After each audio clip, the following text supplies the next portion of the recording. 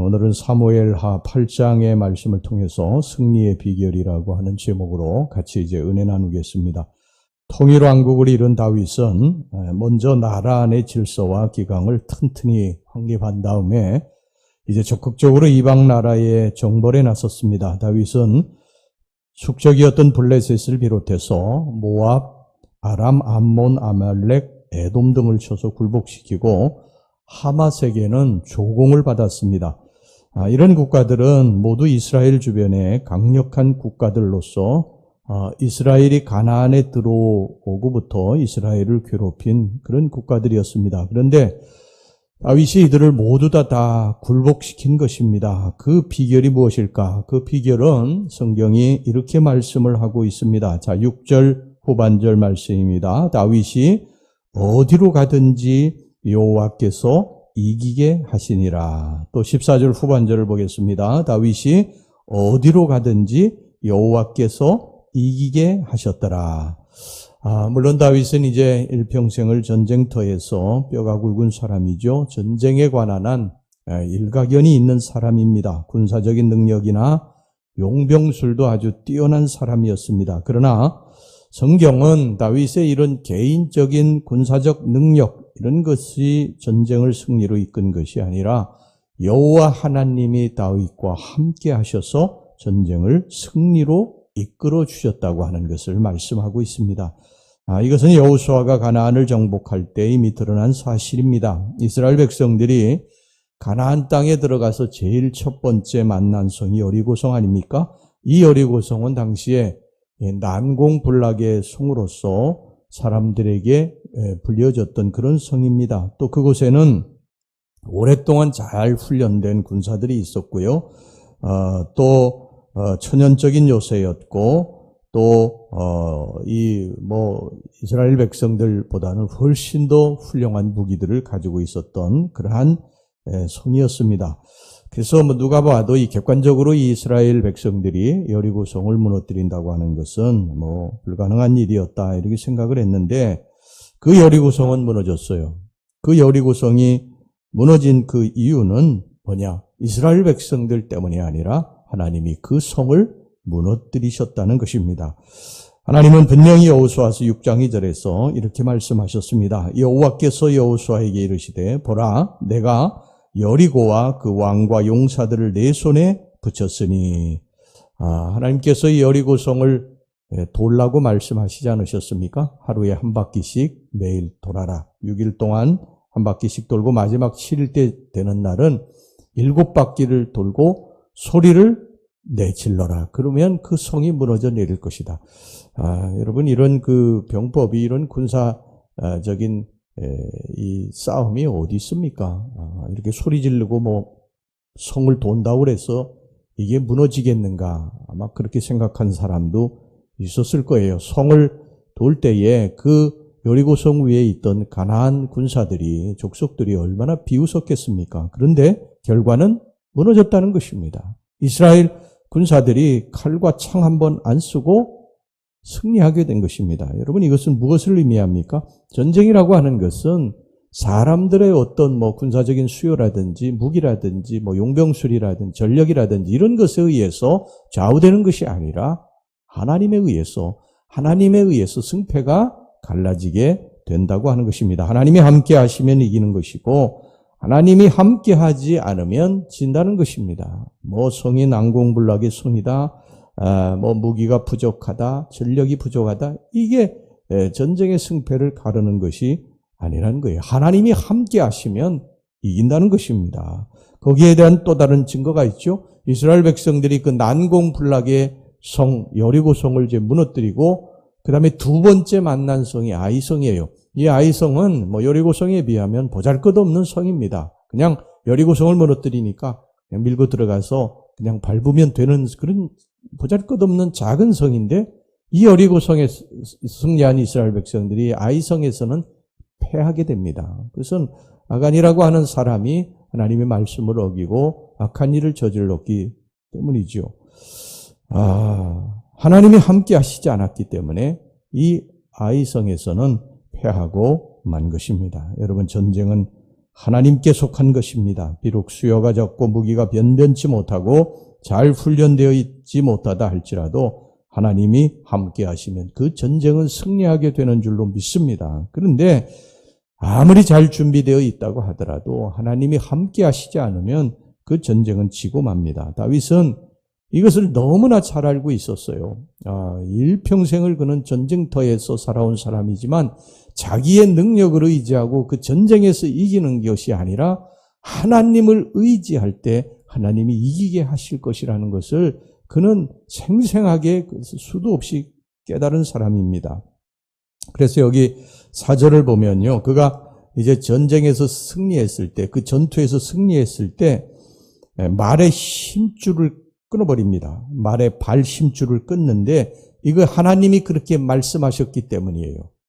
자, 4절 보겠습니다. 그에게서 마병 1700명과 보병 2만 명을 사로잡고 병거 100대의 말만 남기고 다윗이 그 외의 병거의 말은 다 발의 힘줄을 끊었더니 사실 말의 힘줄을 끊는다고 하는 것은 뭡니까? 그 말은 이제 소용없다는 거예요. 말이 그 싸움에서 고대 전쟁에서 얼마나 유용한 그런 동물입니까? 말의 수요에 따라서 그 전쟁에서 지고 이기는 것인데 하나님이 말의 발의 힘줄을 끊으라고 그랬어요. 여러분 이것은 사실 순종하기가 굉장히 어려운 말씀이지요. 하나님이 이 말이 얼마나 귀한 동물인데 이게 절대적인 군사적 전쟁에서 필요한 동물인데 이것을 못 쓰게 만들려고 하시는 건 이건 이해가 안 됩니다. 그렇게 생각할 수도 있잖아요. 그런데 다윗은 하나님의 말씀에 순종해서 말의 발굽의 힘줄을 끊어버립니다. 이것은 무엇을 의미합니까? 다윗이 하나님만을 의지했다는 거예요. 하나님만을. 말의 힘을 의지하지 않았다는 거예요. 무기의 힘을 의지하지 않았다는 거예요. 자기 힘을 의지하고 자기의 어떤 전쟁에서 그러한 그 전력, 용병술 이런 것을 의지하지 않았다는 것입니다. 오직 하나님만을 의지하겠다고 하는 그러한 순종의 표현이었습니다. 여러분 이것이 다윗이 전쟁에 승리한 비결인 줄로 믿습니다. 우리 인생의 전쟁도 마찬가지예요. 우리가 자본도 부족하고 지혜도 부족하고 능력도 부족하고 경험도 부족합니다. 그러나 내가 하나님만을 의지하고 하나님께 엎드려 기도하면 하나님이 인생의 전쟁에 승리하게 해주실 줄로 믿습니다. 그러나 자기 자신만을 의지하고 나가면 전쟁에서 패할 수밖에 없어요. 수많은 그러한 여러 가지 이 일들이 엎치고 덮치고 또 얽히고 설키고 예기치 않았던 문제들이 닥치게 되고 우리가 인생의 전쟁에서 이길 수 없습니다. 하나님이 이기게 해주셔야 될 줄로 믿습니다. 절대 교만해서는 안 됩니다. 인생이라고 하는 것은요, 우리가 그렇게 만만히 볼 그런 곳이 아닙니다. 전적으로 우리가 하나님만 붙들고 의지하고 나아가게 될 때 승리하게 될 줄로 믿습니다. 자, 그 다음에 여기 살펴볼 것이 있는데요. 다윗은 전쟁에서 이제 승리했어요. 그 전투에서 승리했습니다. 적군들을 물리쳤어요. 그러면서 그 적군들에게서 이제 전리품을 얻게 되죠. 금은 폐물들을 얻게 됩니다. 그런데 이것을 자기가 취하지 않습니다. 여호와의 전에 다 바치게 됩니다. 자, 11절 12절 말씀 보겠습니다. 다윗 왕이 그것도 여호와께 드리되 그가 정복한 모든 나라에서 얻은 은금 곧 아람과 모압과 암몬 자손과 블레셋 사람과 아말렉에서 얻은 것들과 소바 왕 르홉의 아들 하닷 에셀에게서 노약한 것 같이 드리니라. 하나님께 드렸다는 거예요. 이걸 자기가 취하지 않았다는 것입니다. 이건 무엇을 의미합니까? 이 전쟁은 하나님이 이기게 해주셨습니다. 내가 훌륭해서 내가 잘나서 군사들이 뛰어나서 이긴 것이 아니라 하나님이 이기게 해주셨습니다. 하나님 감사합니다. 여러분 이게 다윗이 축복받은 이유인 것을 여러분 믿으시기 바랍니다.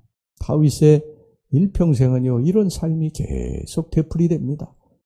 하나님 의지하고 하나님이 전쟁에 올라갈까요 말까요? 올라가지 마라. 그러면 자기가 올라가서 이길 것 같아도 올라가지 않고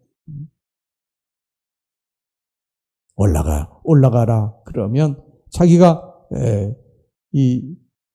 그 전투에 나가서 질 것 같고 힘들 것 같아도 그냥 두말 없이 올라갑니다. 그냥 하나님만 전적으로 의지하고, 그리고 그 전쟁에서 이기면 모든 영광을 하나님께 돌려. 하나님이 이기게 해주셨습니다.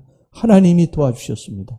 그리고 우리가 이런 자세로 일평생 살면 다윗과 같은 놀라운 축복을 받게 될 줄로 믿습니다. 우리 인생에 이것도 다 전쟁터 아닙니까? 전쟁터. 인생이 전쟁터지. 이 인생의 전쟁터에 우리 하나님 앞에 엎드려 기도하고, 그리고 하나님의 음성을 듣고, 하나님이 움직이라고 하면 움직이고, 멈추라고 하면 멈추고, 그리고 여기서 승리하면 하나님이 하셨습니다. 하나님 감사합니다. 그리고 하나님 앞에 예물을 드리고 하나님께 영광을 돌리는 거예요. 우리 이게 성도들의 삶이고, 이런 삶을 하나님이 기뻐하시고 하나님이 세우시고 하나님이 길을 여시고 하나님이 축복하실 줄로 믿습니다. 사울왕은 그렇지 못했잖아요. 사울왕은요. 사울왕은 처음에는 그렇게 했어요. 근데 나중에 이게 변하지 않습니까? 우리의 신앙생활이 변하면 안 된다. 잘됐다고 교만하고, 그리고 하나님 의지하지 않고 이제 하나님 무시하고 내 멋대로 살고 불순종하고 하나님과 멀어지고, 그렇게 살면 사울처럼 망한다는 거예요. 다윗은 끝까지 하나님 붙들지 않습니까? 목동이었을 때나 사울왕에게 쫓겨다닐 때나 왕이 돼서 부와 권세를 얻었을 때나 한결같지 않아요. 한결같이. 한결같은 신앙이 돼야 될 줄로 믿습니다. 끝까지 하나님 붙들고 의지하고, 또 잘되면 하나님이 하셨습니다. 하나님 감사합니다. 이 겸손한 것이죠. 하나님이 이런 사람을 축복하시고 이런 사람을 끝까지 형통케 하시는 줄로 믿습니다. 기도합시다. 자비로우신 하나님 아버지, 우리들이 어떻게 살아야 할 것인가 오늘 이 다윗을 통해서 가르쳐 주셨습니다. 인생의 전쟁에서 승리하는 비결, 하나님 말씀 전적으로 의지하고 하나님 붙들고 기도하고 하나님 음성에 순종하며 살고, 그리고 우리가 인생의 전쟁에서 승리하고 잘됐을 때 하나님 앞에 모든 영광을 돌리고 감사하는 것, 이것이 우리의 축복의 계속된 비결이고 형통의 비결인 줄로 믿습니다. 우리 성도들이 이것을 늘 잊지 말고 하나님 앞에 의지하여 기도하고 하나님과 멀어지지 아니하고 교만하지 아니하고 하나님 붙들고 인생의 전쟁 승리하고, 하나님이 하셨습니다. 하나님 감사합니다. 영광 돌리는 성도들이 되게 하셔서 일평생 하나님의 축복을 받게 해 주시옵소서. 예수님 이름으로 기도하옵나이다. 아멘.